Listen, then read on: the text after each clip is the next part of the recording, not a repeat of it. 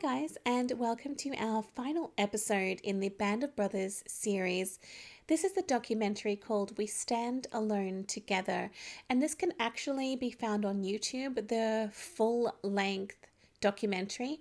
I will link it in the description if I remember, so you guys can watch the full thing yourself if you don't have it. I absolutely love that it's available on YouTube for everyone to watch, as it's honestly so important to remember what these amazing, incredible men did. You guys know that pretty much my favorite part of Band of Brothers has been the interviews with the actual soldiers. So this, for me, is going to be such a treat. I really hope you enjoy, and let's get watching. All I remember is a tremendous blast, and the next thing I knew, I was laying on the ground in the snow, and I tried to get up. Only thing I could see were the broken ends of my legs.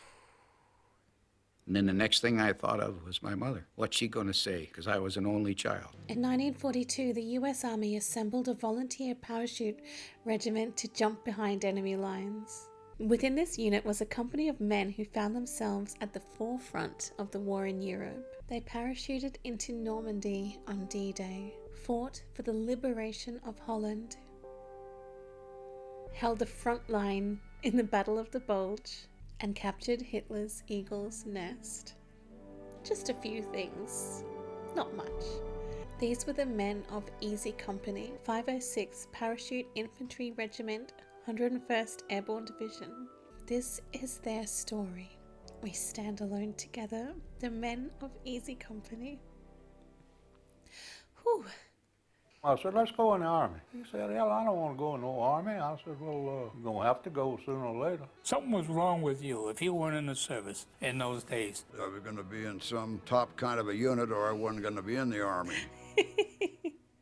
I love that, so determined. Nobody forced you to do this. You volunteered. It was the notion that you wanted to do something. You wanted to be with the best.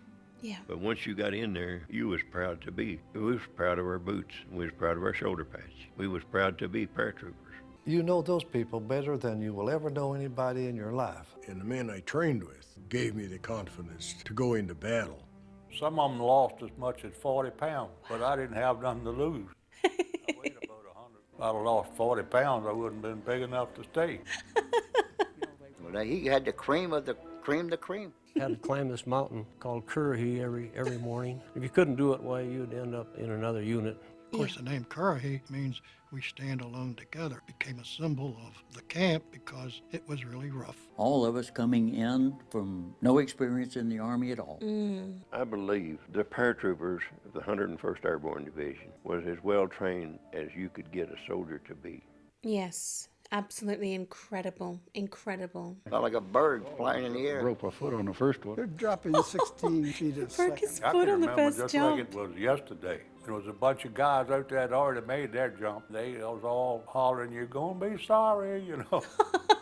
Oh no. You didn't want to be afraid. The first jump you make is not all that bad. You don't know what you're doing. It was just like going on a roller coaster. You get off and you want to go right back on again. Oh, wow. It was a thrill. If we made 5 jumps, then you were a qualified paratrooper. Got your wings pinned Wow. on. After 15 months of training, Easy Company boarded the transport ship Samaria, bound for England. When you walk up that gangplank, you know you're gone. Will I ever be coming back? You're going to be jumping behind the enemy lines. What do you expect? You have no idea. No idea. That'll make anybody stand and search his soul for a few minutes. We did not know which day. We did not know where we were going to jump until we were locked in. If you could have been there at the time to see where the planes were lined up and all the gliders hooked up to the planes. No, there's no question about it. We knew it was going to be big. We were confident and calm. I don't think I would be. These guys are incredible. We carried everything that we thought we could carry, and we were loaded. Jumping with all that gear, my goodness. I was scared too, but probably in a different way that other people were. As long as I was in that plane and they were going to get me there safely out of that plane, that's all that I worried about. Well, we know that it didn't exactly go right. June 6th, D-Day. My feelings was for my brother who was killed. That infuriated me to no end. When I jumped on D-Day, I swore I was going to kill every damn German I came across. Yeah. And that's why I think they nicknamed me Wild Bill. And that's when the fireworks started. The fireworks. Black was terrible. It was like a July the 4th celebration 10 times over. Then it would hit under the wing. You could hear it going brrr, like gravel hitting on the fender of a car. They wanted out of the plane. They were getting shot up. Yeah. And I jumped up on a run and hit the static line with the hook and out the door. That's when I lost this famous leg bag that everybody talks about. It just flew right off my foot. They call them leg bags. By the time you get done, 40 or 50 or 60 pounds. My God. Everyone that jumped with a leg bag or supplies, they lost it. Most of the paratroopers that landed didn't have nothing. I was one of them. It tore right off because we jumped at speeds of 150 miles an hour. Only I was gone out and my leg was in, and I was hanging upside down. And Paul rolled me out. I just helped him out. I just picked him up, threw him out, I guess. And I could see the tracers, and they were kind of spraying around in the air. Whoever the machine gunner was down there that was concentrating on me apparently was not a very good shot. Thankfully. And my chute fell across the power lines, and I hit that fence. And that fence had, I'll never will forget it, it had glass in the top of it. That didn't bother me. I was down, and I got down with my gun. Wow. Unlike some. And we wasn't anywhere close to where we were supposed to be. And I let in a tree. I had my trench knife. I cut those risers with, I think, one swipe, and I come down that tree like a monkey. Trench knife and a canteen and about 6 candy bars in my pocket, ready to fight the German army, you know. 3 miles from Utah Beach, 4 105mm cannons fired from a camouflage position. The guns were hidden on a farm called Breakout Manor. We knew where everything was. We knew it cold. The Germans had moved in there and camouflaged us so well, we didn't know it was there. The position was controlled by a platoon of 50 Germans. Easy Company received orders to take the guns with a squad of 12 men. E Company was the assault company of the battalion. They weren't aware of what we had. They didn't realize we only had 12 people. We worked our way down through the farm area to Hedgerow, and Lieutenant Winters had us set up a firing position. Winters was an exceptional leader. He was able to size up all through the war. Lieutenant Compton was with me. I gave him half the men and I took half the men. I was in the trench and I looked and I saw an arm, one of those potato masher grenades come out there, and I said, well, he's gonna miss me. And that thing fell right down in that trench with me. And I felt like it blowed my butt over my head. Pretty near did. He's behind the enemy lines on D-Day. Does he holler help? He hollers, I'm sorry, Lieutenant. I'm sorry.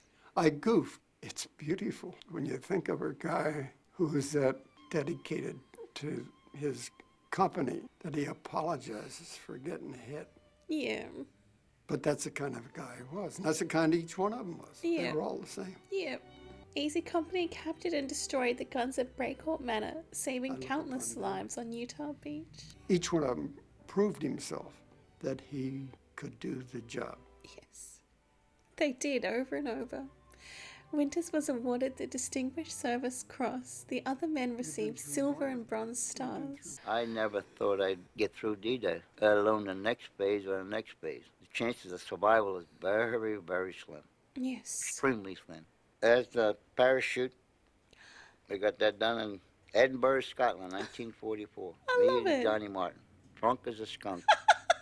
Well, Garnier and I love him. decided we'd go to Scotland and get a tattoo. We didn't figure we had a chance to come home. Yeah. But, yeah, we thought, well, hell, the war's just starting. It's a long haul. Yeah. Replacements were assigned to Easy Company to restore the ranks. We were in awe of them. They had a star on their jump wings. Yeah. They were like heroes to us, you know.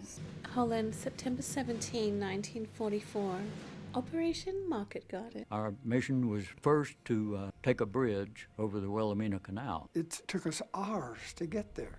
Just as we got to it, it blew up in our faces. These rocks and timbers were flying. Can't help but think to yourself, my God, what a way to die in combat, to be killed with a flying timber. But once we got in, the The Dutch, it was just marvelous. They loved Americans and still do. Their welcome was unbelievable. And they hugged you and kissed you, and we didn't mind. We was young. We didn't mind at all. Yeah. Battling from village to village along Hell's Highway, Easy Company crossed Holland to the Rhine River. And we set up positions there, had some substantial battles there. And I sort of peeked over. When I peeked over, I see a hand there, potato masher, and he threw it at me.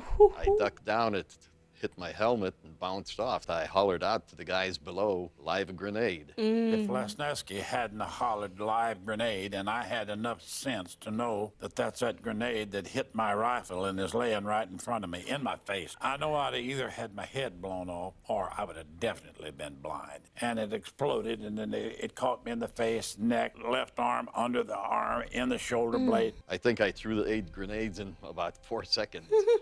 And then I took off. Joe Toy stepped out. I ran up and I grabbed him. And he said, "Oh, don't touch me. I'm hit all over." I said, "I'm going to go see Jim." Bad as he was hurting, Joe Toy, he said, "I already checked him. He's gone." 9 men of Easy Company lost their lives in Holland. Jim Campbell might be alive today. If he hadn't have said to me, "You stay here with your gun," I never forgot that.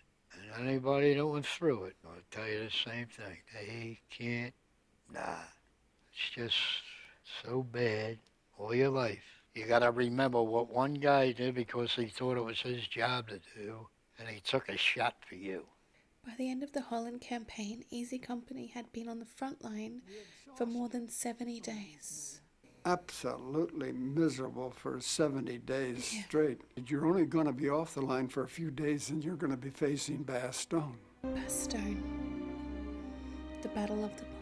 The Battle of the Bulge would become the largest engagement in the history of the U.S. Army. 600,000 American soldiers would fight in the battle. It is Bastogne, though. It is. This is Bojack's Woods, right? Sure looks different now. There ain't no snow. That's it. It's the town of Foy. Well, there's the town of Foy right over there. We had our foxholes right over here. Most intense in the world. You couldn't believe it. You had to be here. We lost Muck and Pentella over on this side. It made mincemeat out of them. Georgie Ludge come over and he hollered, "I can't see nothing of them." They were all gone, just disintegrated. I tell you, it's an odd feeling. To me, it brings a lot of memories. The men, the times, good and bad. A lot of memories. Yeah. That would be hard for them to go back there.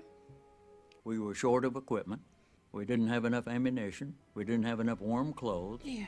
And another truck came by with weapons, and they pitch weapons up to the truck, and you catch a weapon, that's what you got until you got to Bastogne. Whoa. Asking the guys that's retreating, "You got any extra ammunition or hand grenades you don't want?" And we're marching towards it with hardly any ammunition. Snow, cold up to your rump. A lot of snow, a lot of everything you didn't like. Ooh, cold place. Yes. You can always dig a hole and get out of sight. We dug plenty of those. You'd be surprised how quick you can get through that hard ground when somebody's shooting at you and them shells are falling. We just have to dig that hole. And the ground is frozen, it takes quite a while. And by the time you get it done, they whistle for you we're moving out. And you go someplace else and dig another one. Wow. We went through a couple shellings at Bastogne. If you lived through them, you remember them for the rest of your life. And I'm not sure you're the same for the rest of your life after you lived through them. And as we hit the woods, why this tremendous artillery attack came. They started shooting point-blank 88s into our area. But I think I was petrified then. I thought the whole world was shooting at us at once. So I was crouched down in that foxhole. Wouldn't hold all of me, so from about my nose up was above the ground. Wow. I could see all these shells hitting. Sergeant Garnier lost a leg, and Joe Toy lost a leg. Joe said, "Jesus Christ, what do I have to do to die?" He got hit real bad, the back and the leg. I went out to see what I could do for him. Bongo, I got it too. I went over to Garnier, sitting on the ground. His leg was badly mangled. He said, "Lip, they got old Garnier this time." We got him out of there, Babe Heffron and I, and put him on stretchers, and I better not talk about him. Yeah, better not talk about it. They're terrible. Yeah, it's too hard to talk about. A number of other people were killed. It was a difficult situation there. When a man was wounded, we felt glad for them. He had a ticket to get out of there. Yes. And when we had a man who was killed, we found that he was at peace. We're glad that he found peace. You just live from day to day, keep your fingers crossed. And The 101st Airborne Division held Brasten, suffering massive casualties. Easy Company lost 15 men. The Eagles Butcher's Garden, that's the end of the line. It's the retreat that Hitler had for himself. This is the place to capture. This is the one everybody wanted. The chalet from which he hoped to rule the world now lies in ruin. The only thing I seen at Butcher's Garden was a couple dead black uniform SS troopers laying on the road as we were going up. There was obviously loot of all kinds that the men were looking for. Picked up a lot of German items, including some postcards and envelopes that were addressed to Hitler. That place was full of this big arch and Rembrandt hanging on the wall. You know, of course, soldiers like us, we don't recognize a painting when we see it. The 101st Airborne Division uncovers Hermann Goering's personal art collection. Beautiful. We found a warehouse full of gin and vodka and stuff like that. It wasn't much whiskey. Those people don't like whiskey. And we took it all and set up a bar. Had 7 truckloads of champagne and cognac out of the wine cellars out of the Eagle's Nest. Yeah. Oh, that champagne was good. Ooh, it was good. I started drinking it one day, and I drank it till about midnight that night. I didn't wake up the next day. I made a 2-day thing out of it. The whole company fell out in their underwear. We didn't even have to dress, you know. So everybody was pretty well looped. We just fell out in line formation in our underwear. They're enjoying themselves. They're at peace with the world.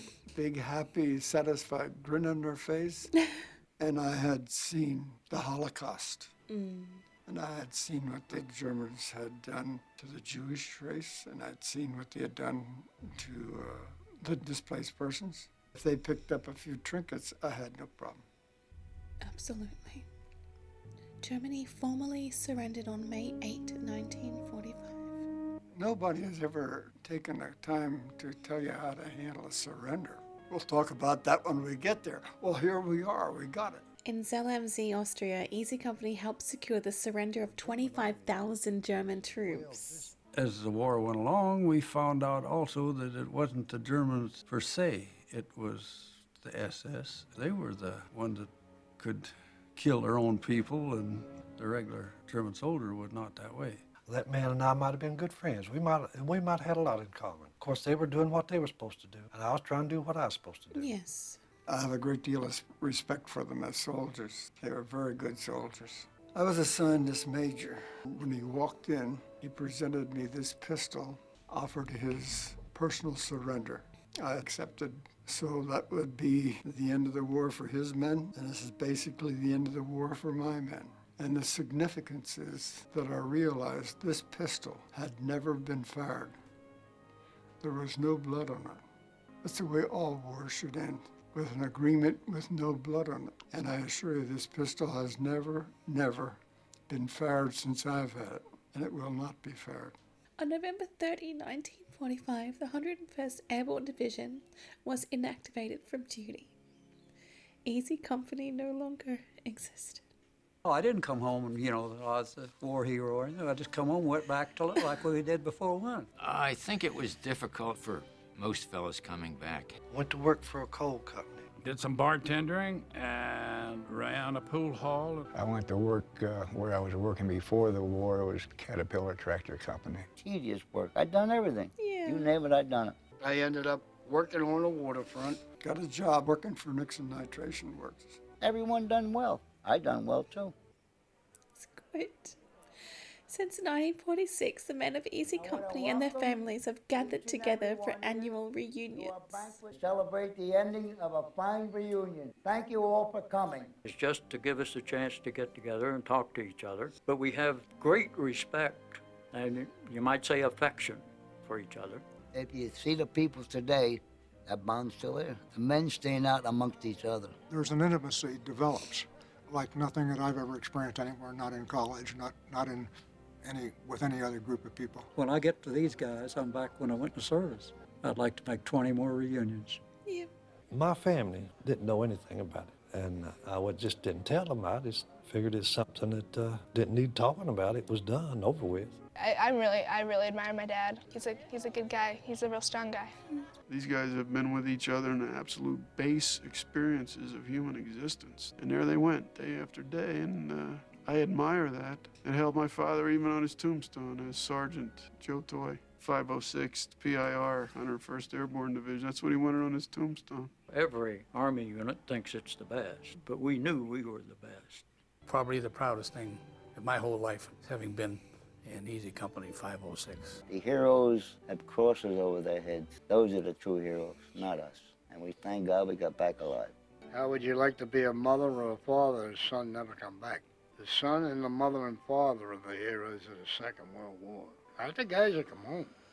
I don't believe there's very, very, very few heroes that came back from the war. They're still over there. Do you remember the letter that Mike Raney wrote me? I cherish the memories of a question my grandson asked me the other day. Grandpa, were you a hero in the war? Grandpa said no, but I served in a company of heroes.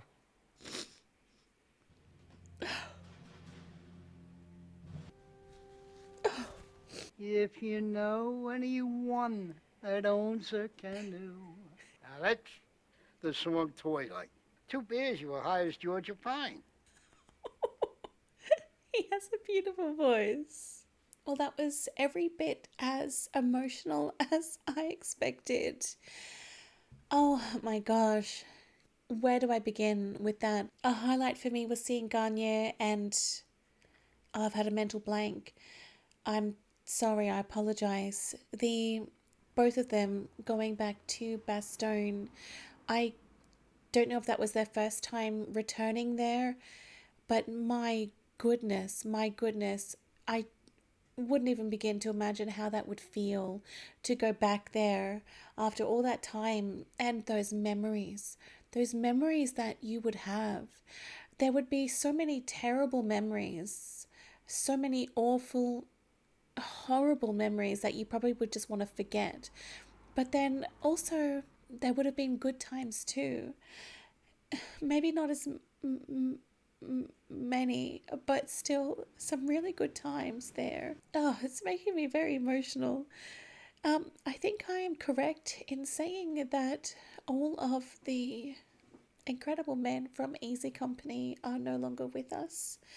They have all passed, but their story and their memory will always live on. Not just the ones that we have seen throughout this series, but the ones that didn't get their story told here. They will never be forgotten by their families. Everyone's memory will just live on through the hearts of so many people. I loved this. A highlight for me over the whole series, as I've said a few times, has been seeing the soldiers. And I don't think there will ever be a point where when Winter speaks about his letter, I don't think I'll ever not find that emotional. That's a beautiful, heart-wrenching thing for him to have said. I adore it. I loved seeing so many familiar faces that we've seen throughout the series. We've seen little snippets of them, and now all of their names have been revealed. And it's actually uncanny how similar some of the actors look to the real soldiers. It has just been amazing that they've managed to cast so many people in such a perfect likeness. Absolutely incredible. I don't know how many men of Easy Company actually did watch the series itself, but I hope that they were happy. I hope that they feel happiness that their story has been told to so many through this media. Thank you to everyone who has joined me for this series. It has been phenomenal. I've honestly loved it. I've learnt so much from these incredible men that I will always take their story and their bravery with me. It's incredibly emotional. So I'm going to go before I get too overwhelmed, but I honestly love this so much. I'll put a link in the description for you guys. If you haven't seen it, I would recommend seeing it. It's on YouTube, this documentary. Definitely worthwhile checking out yourself. Guys, thank you so much for being here. I really hope you enjoyed watching Band of Brothers with me as much as I did. I honestly loved it. Thank you so much for your comments, kind words, support. Thank you. Thank you is all I can say. And I would just like to give thanks to the men of Easy Company and their families for sacrificing so much and doing what they did. Unbelievable. Unbelievable. Have a wonderful day, guys. I'll see you in the next one.